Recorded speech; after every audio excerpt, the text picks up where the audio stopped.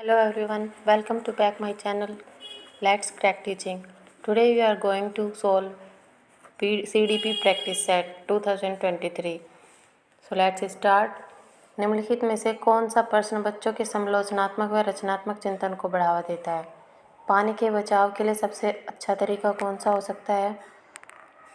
और क्यों आपके नंबर 2 है, आपके शहर में पानी कहाँ से आता है? नंबर 3, आपके देश में कुल कितने राज्य और कितनी राजधानियाँ हैं? नंबर 4, आपके देश का नाम है मानचित्र पर, इसकी भौगोलिक स्थिति क्या है?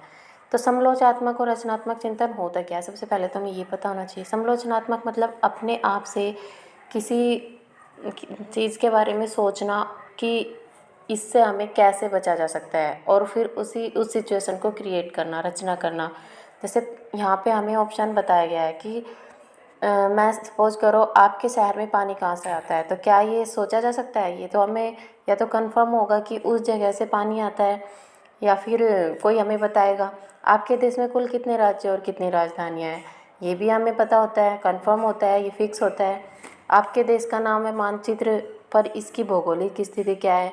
मतलब इसमें हम कुछ भी क्रिएट नहीं कर सकते। ये भी एक जोग्राफिकल पार्ट है कि यहाँ पर ये चीज़ है कि हम कहाँ पर रहते हैं, हमारा स्थान फिक्स होता है, हमारे जो रिलेटिव्स होते हैं वो कहाँ पर रहते हैं, उनका स्थान भी फिक्स होता है।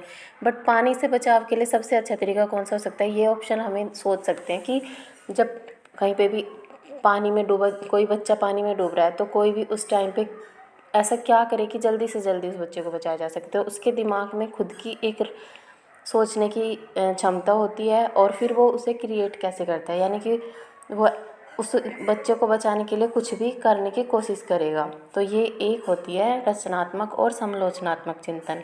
तो इसके लिए हमारा ऑप्शन क्या होगा? Option number A. ओके, इसके लिए होगा हमारा ऑप्शन नंबर ए सही। सेकेंड क्वेश्चन है, समालोचनात्मक चिंतन में प्रमाण की क्या भूमिका होती है? प्रमाण का तार्किक और सुनियोजित रूप से मूल्यांकन किया जा सकता है। प्रमाण को बिना विश्लेषण के स्वीकार किया जाता है। प्रमाण क्या होता है? एक प्रूफ, यानी कि एक किसी चीज़ के लिए एक सबूत, सिद्धिकरण। थर्ड है, समालोचनात्मक चिंतन के लिए प्रमाण अप्रासंगिक होता है। व्यक्तिगत राय के पक्ष में प्रमाण की उपेक्षा की जानी चाहिए। तो इसमें से हमें समालोचनात्मक चिंतन में प्रमाण की क्या भूमिका होती है?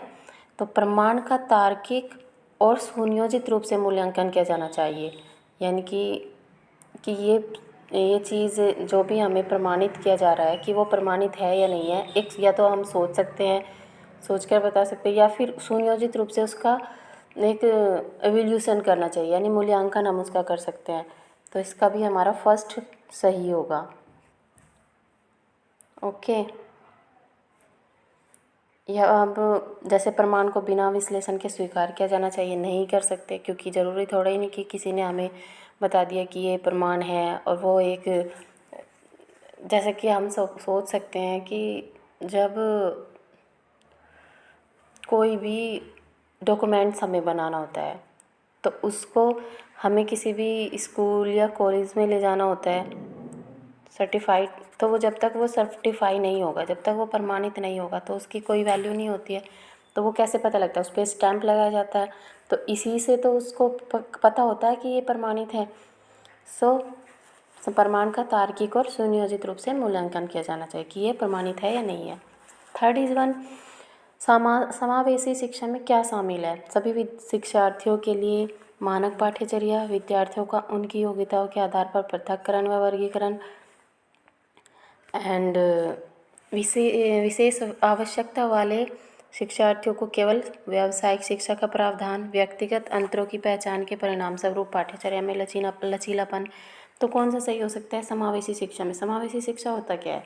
एक ऐसी शिक्षा जो बिना भेदभाव के सभी वर्गों के लोगों को दी जाती है, और एक चाहे वो बच्चा, मतलब कुछ बच्चे होते हैं, कह सकते हैं हम प्रतिभाशाली, और कुछ बच्चे होते हैं कम बुद्धि वाले, तो सबको समान रूप से लेके चलना समावेशी शिक्षा होता है।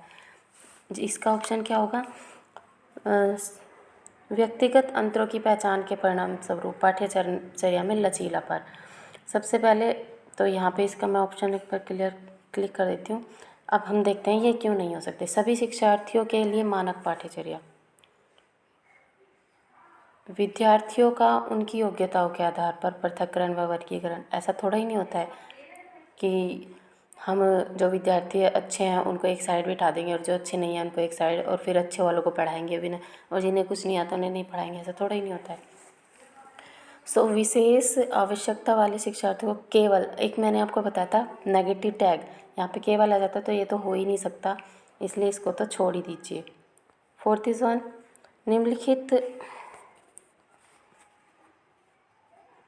निम्नलिखित कथनों को पढ़िए तथा सही विकल्प का चयन कीजिए। बच्चों में संज्ञानात्मक विकास पर भाषा के प्रभाव पर जीन पियाजे और लेव vygotsky के दृष्टिकोण में भिन्नता है। खोज अधिगम में आर क्या कहता है? खोज अधिगम में शिक्षा अवसर प्रदान करते हैं और विद्यार्थी स्वयं जानकारी प्राप्त करने के लिए उन्मुख होते हैं। यानी कि यहाँ पे खोज अधिगम में शिक्षक अवसर प्रदान करते हैं, यह शिक्षक अवसर तो प्रदान करते हैं और विद्यार्थी उन अवसरों से स्वयं जानकारी प्राप्त करने के लिए तत्पर होते हैं। तो ए सही है। ए क्या था? बच्चों में संज्ञानात्मक विकास पर भाषा के प्रभाव पर जीन पियाजे और लेव। जीन पियाजे क्या कहते हैं? जीन पियाजे, सबसे पहले मैं आपको इसका ऑप्शन बता देती हूँ। इसका ऑप्शन होगा ए और आर दोनों सही है, परंतु आर एक ही सही व्याख्या नहीं करता है। मतलब यहाँ पे ए और आर दोनों सही है, बट आर एक ही सही व्याख्या। क्यों? क्योंकि बच्चों में संज्ञानात्मक विकास पर भाषा के प्रभाव पर जीन पियाजे जी कहते हैं कि बच्चा करके सीखता है।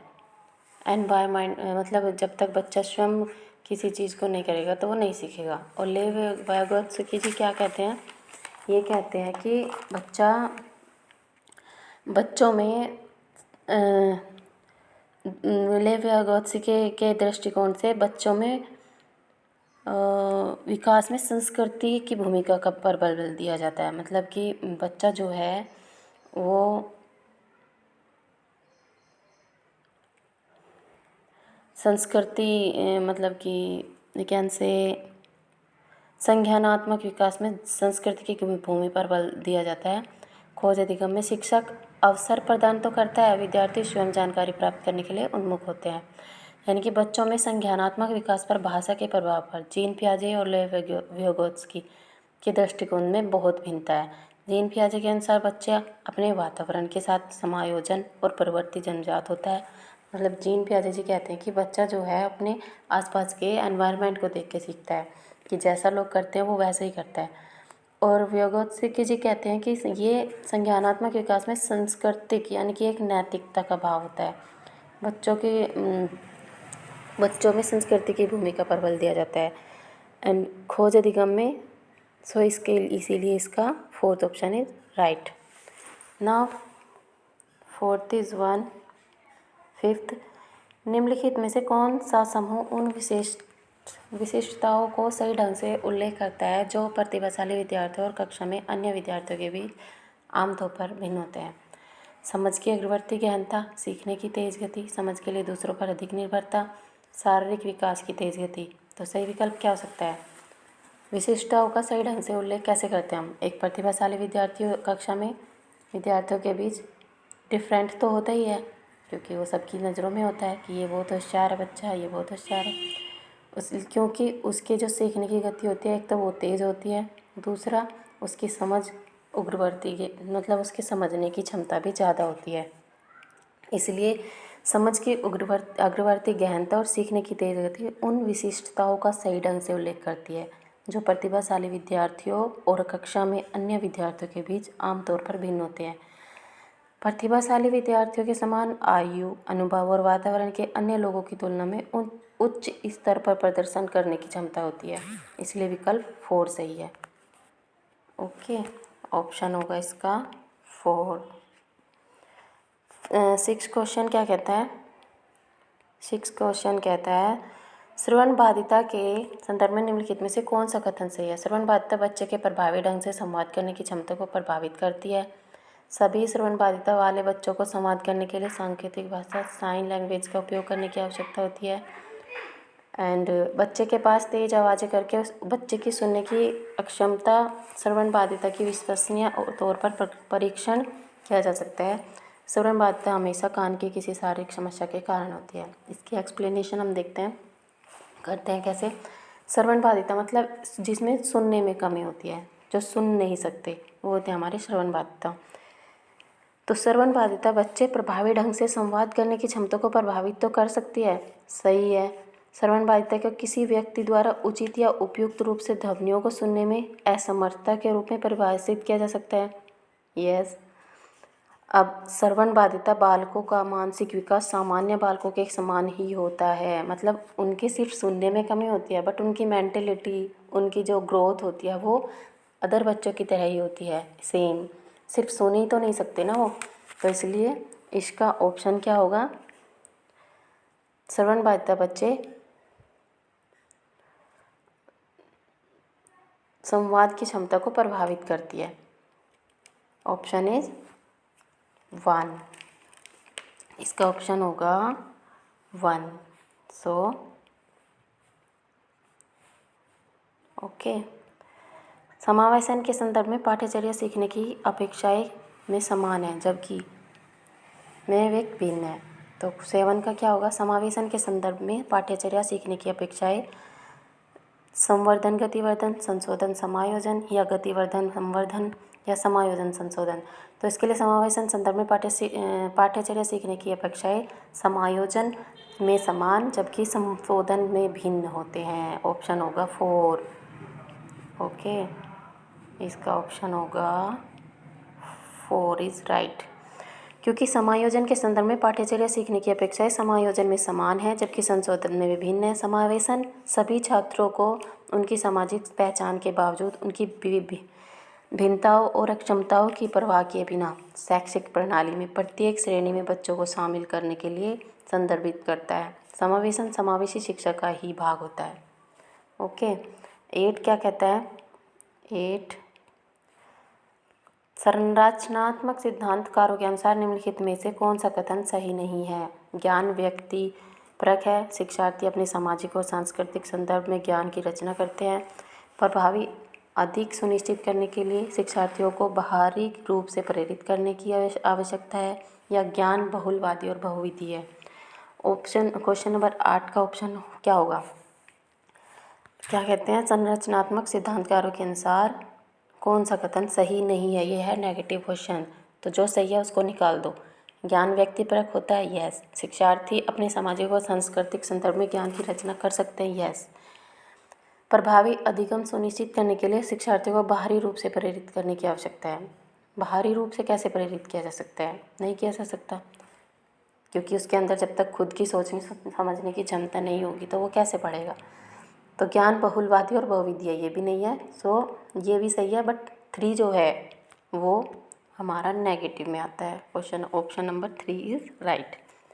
9 क्या कहता है, निम्नलिखित में से कौन सा आंतरिक अभिप्रेरणा का उदाहरण है। शिक्षक को प्रभावित करने के लिए परियोजना को पूरा करना, व्यक्तिगत आनंद के लिए एक वाद्य यंत्र बजाना, डांट से बचने के लिए पढ़ाई करना, पुरस्कार राशि के लिए एक प्रतियोगिता में भाग लेना। कौन सा आंतरिक प्रेरणा है, मतलब जो अंदर से उत्पन्न होता है। शिक्षक को प्रभावित करने के लिए परियोजना पूरा करना, क्या एक बच्चा किसी शिक्षक को प्रभावित करने के लिए करता है कोई भी काम, नहीं। व्यक्तिगत आनंद के लिए एक वाद्य यंत्र बजाना, यानी कि जब हमें किसी पर कोई हम दुखी मन होता है हमारा, और कभी कभी मन करता है कि हम गाने सुने या फिर कोई भी वाद्य यंत्र बजाए, तो ये हमारा सही हो सकता है। डांट से बचने के लिए कोई पढ़ाई थोड़ा ही नहीं करता है, उन्हें जब एक बार कोई डांट देते तो वो आदी हो जाते हैं कि डांटने दो, क्या फ़र्क पड़ता है। पुरस्कार राशि के लिए एक प्रतियोगिता में भाग लेना, ज़रूरी नहीं है कि बच्चे पुरस्कार के लिए ही प्रतियोगिता में भाग ले, तो ऑप्शन होगा इसका इंटरनल अभिप्रेरणा जो अंदर से उत्पन्न होती है, सेकंड।